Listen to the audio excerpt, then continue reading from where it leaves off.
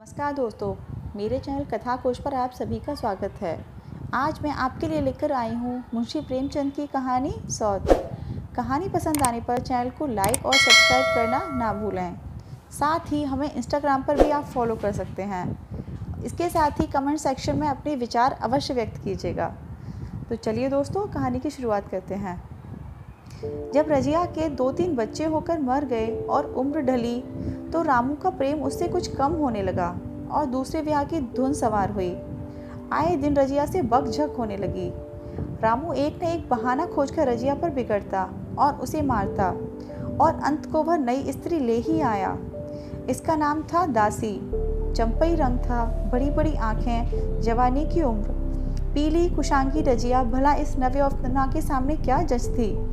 फिर भी वह जाते हुए स्वामित्व को जितने दिन हो सके अपने अधिकार में रखना चाहती थी। तिगड़ते हुए छप्पर को थूनियों से संभालने की चेष्टा कर रही थी। इस घर को उसने मर मर कर बनाया है, उसे सहज ही में नहीं छोड़ सकती। वह इतनी बेसमझ नहीं है कि घर छोड़कर चली जाए और दासी राज करे। एक दिन रजिया ने रामू से कहा, मेरे पास साड़ी नहीं है, जाकर ला दो। रामू उसके एक दिन पहले दासी के लिए एक अच्छी सी चुंदरी लाया था। रजिया की मांग सुनकर बोला, मेरे पास अभी रुपया नहीं है। रजिया को साड़ी की उतनी चाह नहीं थी जितनी रामू और दसिया के आनंद में विघ्न डालने की। बोली, रुपए नहीं थे तो कल अपनी चहेती के लिए चुनरी क्यों लाए? चुनरी के बदले उसी दाम में 2 साड़ियाँ लाते तो एक मेरे काम ना आ जाती। रामू ने स्वेच्छा भाव से कहा, मेरी इच्छा, जो चाहूँगा करूँगा। तू बोलने वाली कौन होती है? अभी उसके खाने खेलने के दिन है। तू चाहती है उसे अभी से नून तेल की चिंता में डाल दूँ? यह मुझसे न होगा। तुझे ओढ़ने पहनने की साध है तो काम कर। भगवान ने क्या हाथ पैर नहीं दिए? पहले तो घड़ी रात उठकर काम धंधे में लग जाती थी, अब उसकी डाह में पहर दिन तक पड़ी रहती है। तो रुपए क्या आकाश से गिरेंगे? मैं तेरे लिए अपनी जान थोड़ी ही दे दूंगा। रजिया ने कहा, तो क्या मैं उसकी लौंडी हूँ कि वह रानी की तरह पड़ी रहे और मैं घर का सारा काम करती रहूँ? इतने दिनों तक छाती फाड़कर काम किया, उसका यह फल मिला, तो अब मेरी बला काम करने जाती है। मैं जैसे रखूँगा वैसे ही तुझे रहना पड़ेगा। मेरी इच्छा होगी रहूँगी, नहीं अलग हो जाऊँगी। जो तेरी इच्छा हो कर, मेरा गला छोड़। अच्छी बात है, आज से तेरा गला छोड़ती हूँ, समझ लूँगी विधवा हो गई। रामू दिल में इतना तो समझता था कि यह गृहस्थी रजिया की जोड़ी हुई है, चाहे उसके रूप में उसके लोचन विलास के लिए आकर्षण न हो। संभव था कुछ देर के बाद वह जाकर रजिया को मना लेता, पर दासी भी कूटनीति में कुशल थी। उसने गम पर लोहे पर चोटें जमाना शुरू की। बोली, आज देवी की किस बात पर बिगड़ रही थी? रामू ने उदास मन से कहा, तेरी चुनरी के पीछे रजिया महाभारत मचाए हुए है। अब कहती है अलग रहूंगी। मैंने कह दिया, तेरी जो इच्छा हो कर। दसिया ने आंखें मटका कर कहा, यह सब नखरे हैं कि आकर हाथ पांव जोड़ें, मनावन करें और कुछ नहीं। तुम चुपचाप बैठे रहो, 2-4 दिन में आप ही गर्मी उतर जाएगी। तुम कुछ बोलना नहीं, उसका मिजाज और आसमान चढ़ जाएगा। रामू ने गंभीर भाव से कहा, दासी तुम जानती हो वह कितनी घमंडिन है। वह मुँह से जो बात कहती है उसे करके छोड़ती है। रजिया को भी रामू से ऐसी कृतज्ञता की आशा न थी। वह जब पहले की से सुंदर नहीं, इसलिए रामू का उससे प्रेम नहीं रहा। पुरुष चरित्र में यह कोई असाधारण बात न थी, लेकिन रामू उससे अलग रहेगा इसका उसे विश्वास न आता था। यह घर उसी ने पैसा जोड़कर बनवाया, गृहस्थी भी उसी की जोड़ी हुई है, अनाज का लेन देन उसी ने शुरू किया।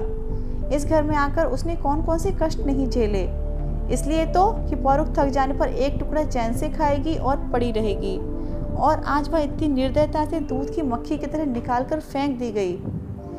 रामू ने इतना भी नहीं कहा, तू अलग नहीं रहने पाएगी, मैं यहाँ खुद मर जाऊँगा या तुझे मार डालूँगा, पर तुझे अलग न होने दूँगा। तुझसे मेरा ब्याह हुआ है, हंसी ठट्ठा नहीं है। तो जब रामू को उसकी परवाह नहीं है तो वह रामू की क्यों परवाह करे? क्या सभी स्त्रियों के पुरुष बैठे होते हैं? सभी के माँ बाप बेटे पोते होते हैं। आज उसके लड़के जीते होते तो यह मजाल थी कि नई स्त्री लाते और मेरी यह दुर्गति करते। इस निर्दयी को मेरे ऊपर इतनी भी दया न आई। नारी हृदय की सारी परवशता इस अत्याचार से विद्रोह करने लगी। वही आग जो मोटी लकड़ी को स्पर्श भी नहीं कर पाती, फूस को जलाकर भस्म कर देती है। दूसरे दिन रजिया एक दूसरे गांव में चली गई। उसने अपने साथ कुछ नहीं लिया। जो साड़ी उसकी देह पर थी वही उसकी सारी संपत्ति थी। विधाता ने उसके बालकों को पहले ही छीन लिया था, आज घर भी छीन लिया। रामू उस समय दासी के साथ बैठा हुआ आमोद विनोद कर रहा था। रजिया को जाते देखकर शायद वह समझ न सका कि वह चली जा रही है। रजिया ने यही समझा। इस तरह चोरों की भांति वह जाना भी न चाहती थी। वह दासी को, उसके पति को और सारे गांव को दिखा देना चाहती थी कि वह इस घर से धेले की भी चीज़ नहीं लेकर जा रही है। गांव वालों की दृष्टि में रामू का अपमान करना ही उसका लक्ष्य था। उसके चुपचाप चले जाने से तो कुछ भी न होगा। रामू उल्टा सबसे कहेगा रजिया घर की सारी संपदा उठा ले गई। उसने रामू को पुकार कर कहा, संभालो अपना घर, मैं जाती हूँ। तुम्हारे घर की कोई भी चीज़ अपने साथ नहीं ले जाती। रामू एक क्षण के लिए कर्तव्य भ्रष्ट हो गया। क्या कहे, उसकी समझ में नहीं आया। उसे आशा न थी कि वह यूं जाएगी। उसने सोचा था जब वह घर ढोकर ले जाने लगेगी तब वह गांव वालों को दिखाकर उनकी सहानुभूति प्राप्त करेगा। अब क्या करे? दसिया बोली, जाकर गांव में ढिढोरा पीट आओ, यहाँ किसी को डर नहीं है। तू अपने घर से लाई ही क्या थी जो कुछ लेकर जाएगी? रजिया ने उसके मुंह न लगकर रामू से ही कहा, सुनते हो अपनी चहेती की बातें, फिर भी मुंह नहीं खुलता। मैं तो जाती हूँ, लेकिन दस्सो रानी, तुम भी बहुत दिन राज न करोगी। ईश्वर के दरबार में अन्याय नहीं फलता। वह बड़े बड़े घमंडियों का घमंड चूर कर देते हैं। दसिया ठट्ठा मारकर हंसी, पर रामू ने सिर झुका लिया। रजिया चली गई। रजिया जिस नए गांव में आई थी वह रामू के गांव से मिला ही हुआ था, अतएव यहाँ के लोग उससे परिचित हैं। वह कैसी कुशल गृहिणी है, कैसी मेहनती, कैसी बात की सच्ची, वह यहाँ किसी से छिपा न था। रजिया को मजूरी मिलने में कोई बाधा न आई। जो एक लेकर दो का काम करे उसे काम की क्या कमी। 3 साल तक रजिया ने कैसे काटे, कैसे एक नई गृहस्थी बनाई, कैसे खेती शुरू करी, इसका बयान करने बैठे तो पोती हो जाए। संचय के जितने मंत्र हैं, जितने साधन हैं, वे रजिया को खूब मालूम थे। फिर अब उसे लाग हो गई थी, और लाग में आदमी की शक्ति का पार नहीं रहता है। गांव वाले उसका परिश्रम देखकर दांतों तले उंगली दबाते थे। वह रामू को दिखा देना चाहती है, मैं तुमसे अलग होकर भी आराम से रह सकती हूँ। अब वह पराधीन नारी नहीं है, अपनी कमाई खाती है। रजिया के पास बैलों की एक अच्छी जोड़ी है। रजिया उन्हें केवल खली भूसी देकर नहीं रह जाती, रोज 2-2 रोटियां भी खिलाती है, फिर उन्हें घंटों सहलाती। कभी कभी उनके कंधों पर सिर रखकर रोती है और कहती, अब बेटे हो तो, पति हो तो तुम ही हो, मेरी जाल अब तुम्हारे ही साथ है। दोनों बैल शायद रजिया की भाषा और भाव समझते हैं। वे मनुष्य नहीं, बैल हैं। दोनों सिर नीचा करके रजिया का हाथ चाटकर उसे आश्वासन देते हैं। वे उसे देखते ही कितने प्रेम से उसकी ओर ताकने लगते हैं, कितने हर्ष से कंधा झुलाकर पर जुबान रखवाते हैं और कैसा जी तोड़ काम करते हैं। यह वे लोग समझ सकते हैं जिन्होंने अपने बैलों की सेवा की है और उनके हृदय को अपनाया है। रजिया इस गांव की चौधराइन है। उसकी बुद्धि जो पहले नित्य आधार खोजती रहती थी और स्वच्छंद रूप से अपना विकास न कर सकती थी, अब छाया से निकलकर प्रौढ़ और उन्नत हो गई है। एक दिन रजिया घर लौटी तो एक आदमी ने कहा, तुमने नहीं सुना? चौधराइन, रामू तो बहुत बीमार है, सुना 10 लंघन हो गए हैं। रजिया ने उदासीनता से कहा, जूड़ी है क्या? जूड़ी नहीं, कोई दूसरा रोग है, बाहर खाट पर पड़ा था। मैंने पूछा, कैसा जी है रामू? तो रोने लगा, बुरा हाल है, घर में एक पैसा भी नहीं है कि दवा दारू करें। दसिया के एक लड़का हुआ है, वह तो पहले भी काम धंधा न करती थी और अब तो लड़कौरी है, कैसे काम करने जाए। सारी मार रामू के सर जाती है, फिर गहने चाहिए, नई दुल्हन, यूँ कैसे रहे। रजिया ने घर में जाते हुए कहा, जो जैसा करेगा आप भोगेगा। लेकिन अंदर उसका जी न लगा। वह एक क्षण में फिर बाहर आई। शायद उस आदमी से कुछ पूछना चाहती थी और इस अंदाज में पूछना चाहती थी मानो उसे कुछ परवाह नहीं है, पर वह आदमी चला गया। रजिया ने पूर्व पश्चिम जाकर देखा, वह कहीं न मिला। तब रजिया द्वार की चौखट पर बैठ गई। उसे वे शब्द याद आए जो उसने 3 साल पहले रामू के घर से चलते समय कहे थे। उस वक्त जलन में उसने वह शाप दिया था, पर अब वह जलन न थी। समय ने उसे बहुत कुछ शांत कर दिया था। रामू और दासी की हीनावस्था अब ईर्ष्या के योग्य नहीं, दया के योग्य थी। उसने सोचा, रामू को 10 लंघन हो गए हैं तो अवश्य ही उसकी दशा अच्छी न होगी। कुछ ऐसा मोटा ताजा तो पहले भी न था, 10 लंघन ने तो बिल्कुल ही घुला डाला होगा। फिर इधर खेती बाड़ी में भी टोटा ही रहा, खाने पीने को भी ठीक ठीक न मिला होगा। पड़ोस की एक स्त्री से आँख लेने के बहाने आकर पूछा, सुना रामू बहुत बीमार है, जो जैसी करेगा वैसा पाएगा। तुम्हें इतनी बेदर्दी से निकाला है तो कोई अपने बैरी को भी न निकालेगा। रजिया ने टोका, नहीं दीदी, ऐसी बात न थी, वे तो बेचारे कुछ बोले ही नहीं, मैं ही चली आई तो सर झुका लिया। दसिया के कहने में आकर वह चाहे जो कुछ कर बैठे हों, यह मुझे कभी कुछ नहीं कहा, किसी की बुराई क्यों करूं? फिर कौन मर्द ऐसा है जो औरतों के बस में नहीं हो जाता? दसिया के कारण ही उनकी यह दशा हुई है। पड़ोसी ने आग न मांग मुंह फेर कर चली गई। रजिया ने कलसा उठाया और रस्सी उठाई और कुएं पर पानी खींचने गई। बैलों को सानी पानी देने की बेला आ गई थी, पर उसकी आंखें उस रास्ते की ओर लगी हुई थीं जो रामू के गांव को जाता था। कोई उसे बुलाने अवश्य आ रहा होगा। नहीं, वह बिना बुलाए कैसे जा सकती है? लोग कहेंगे आखिर दौड़ी आई न। मगर रामू तो अचेत पड़ा होगा, 10 लंघन थोड़े नहीं होते, उसकी देह में था ही क्या? फिर उसे कौन बुलाएगा? दसिया को क्या गरज पड़ी है? कोई दूसरा घर कर लेगी, जवान है, 100 ग्राहक निकल आवेंगे। अच्छा, वह आ तो रहा है? हाँ, आ रहा है। कुछ घबराया सा जान पड़ता है। कौन आदमी है? इसे तो कभी देखा तक नहीं। मगर उस वक्त से मलसी कभी गई भी तो नहीं। 2-4 नए आदमी आकर बसे ही होंगे। बटोही चुपचाप कुएं के पास से निकला। रजिया ने कलसा जगत पर रख दिया और उसके पास जाकर बोली, रामू महतो ने भेजा है तुम्हें? अच्छा तो चलो घर, मैं भी तुम्हारे साथ चलती हूँ। नहीं, अभी मुझे कुछ देर है, बैलों को सानी पानी देना है, दिया बाती करनी है। तुम्हें रुपए दे दूँ, जाकर दसिया को दे देना। कह देना कोई काम हो तो बुला भेजें। बटोही रामू को क्या जाने, किसी दूसरे गांव का रहने वाला था। पहले तो चकराया, फिर समझ गया। चुपके से रजिया के साथ चला गया और रुपए लेकर लंबा हुआ। चलते चलते रजिया ने पूछा, अब क्या हाल है उनका? बटोही ने अटकल से कहा, आप तो कुछ संभल रहे हैं। दसिया बहुत रोद हो तो नहीं रही? रोती तो नहीं थी, वह क्यों रोएगी? मालूम होगा पीछे। बटोही चला गया तो रजिया ने बैलों को सानी पानी किया, पर मन रामू की ही ओर लगा हुआ था। स्नेह स्मृतियाँ छोटी छोटी तारिकाओं की भांति मन में उदित होती जाती थीं। एक बार जब वह बीमार पड़ी थी, वह बात याद आई। 10 साल हो गए, वह कैसे रात दिन उसके सिरहाने बैठा रहता था, खाना पीना तक भूल गया था। उसके मन में आया, क्यों न चलकर देख ही आवे। कोई क्या कहेगा, किसका मुंह है जो कुछ कहे। चोरी करने नहीं जा रही हूँ, उस आदमी के पास जा रही हूँ जिसके साथ 15-20 साल रही हूँ।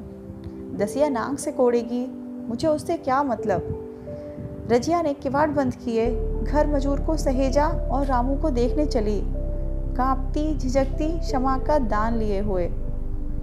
रामू को थोड़े ही दिनों में मालूम हो गया था कि उसके घर की आत्मा निकल गई और वह चाहे जितना जोर करे, कितना ही सर खपाए, उसमें स्फूर्ति नहीं आती। दासी सुंदरी थी, शौकीन थी और फूहड़ थी। जब पहला नशा उतरा तो ठाएं ठाएं शुरू हुई। खेती की उपज कम होने लगी और जो होती भी थी वह ऊटपटांग खर्च होती थी। ऋण लेना पड़ता था। इसी चिंता और शोक में उसका स्वास्थ्य बिगड़ने लगा। शुरू में कुछ परवाह न की, परवाह करके ही क्या करता, घर में पैसे न थे।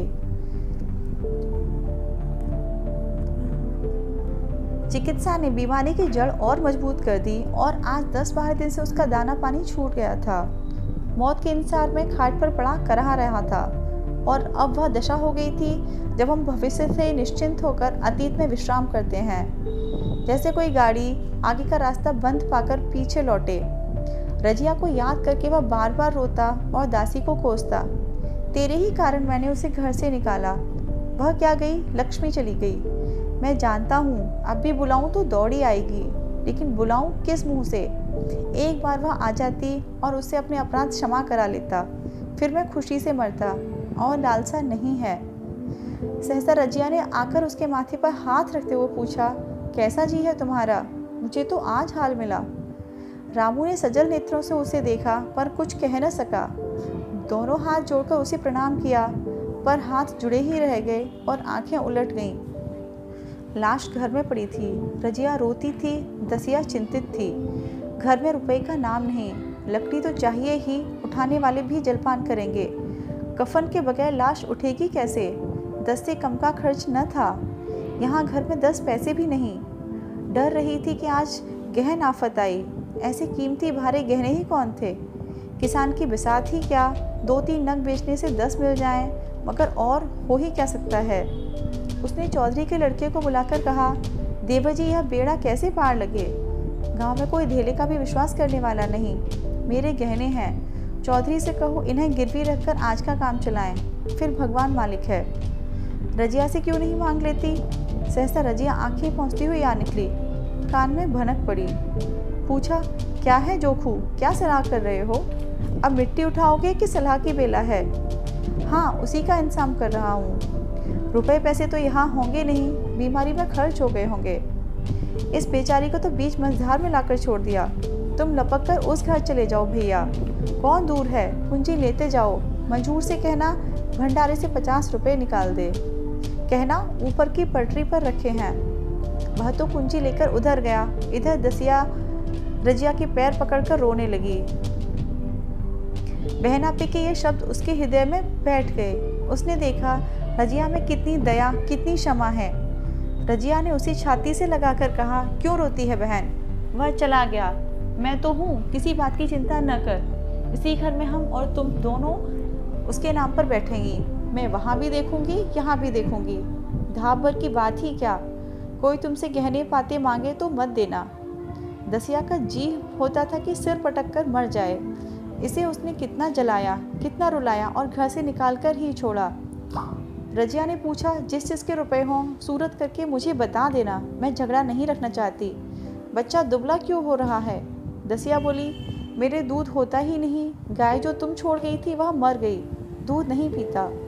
राम राम, बेचारा बच्चा मुरझा गया है। मैं कल ही गाय ले आऊँगी, सभी गृहस्थी उठा लाऊंगी। वहाँ क्या रखा है? लाश से उठी रजिया उसके साथ गई। दाह कर्म किया, भोज हुआ, कोई 200 रुपये खर्च हो गए, किसी से मांगने न पड़े। दसिया के जौहर भी इस त्याग की आंच में निकल आए। विलासिनी सेवा की मूर्ति बन गई। आज रामू को मरे 7 साल हो गए हैं। रजिया घर संभाले हुए है। दसिया को वह सौत नहीं बेटी समझती है। पहले उसे पहनाकर तब आप पहनती है, उसे खिलाकर आप खाती है। जोखू पढ़ने जाता है, उसकी सगाई की बातचीत पक्की हो गई। इस जाति में बचपन में ही ब्याह हो जाता है। दसिया ने कहा, बहन गहने बनवा कर क्या करोगी? मेरे गहने तो धरे ही हैं। रजिया ने कहा, नहीं री, उसके लिए नए गहने बनवाऊंगी। अभी तो मेरा हाथ चलता है, जब थक जाऊं तो जो चाहे करना। तेरे अभी पहनने ओढ़ने के दिन हैं, तू अपने गहने रहने दे। नाइन ठकुर सुहाती करती बोली, आज जोखू के बाप होते तो कुछ और ही बात होती। रजिया ने कहा, वे नहीं हैं तो मैं तो हूँ। वे जितना करते मैं उसका दुगना करूँगी। जब मैं मर जाऊँ तब कहना जोखू का बाप नहीं है। ब्याह के दिन दसिया को रोते हुए देखकर रजिया ने कहा, बहू तुम क्यों रोती हो? अभी तो मैं जीती हूँ, घर तुम्हारा है, जैसे चाहे रहो। मुझे एक रोटी दे दो बस, और मुझे क्या करना है? मेरा आदमी मर गया है, तुम्हारा तो अभी जीता है। दसिया ने उसकी गोद में सर रख दिया और खूब रोई। जीजी तुम मेरी माता हो, तुम न होती तो मैं किसके द्वार पर पड़ी होती। घर में चूहे लौटते थे, उनके राज में मुझे दुख ही दुख उठाने पड़े। सुहाग का सुख तो मुझे तुम्हारे राज में मिला। मैं दुख से नहीं रोती, रोती हूँ भगवान की दया पर कि कहाँ मैं और कहाँ यह खुशहाली। रजिया मुस्कुराकर रो दी।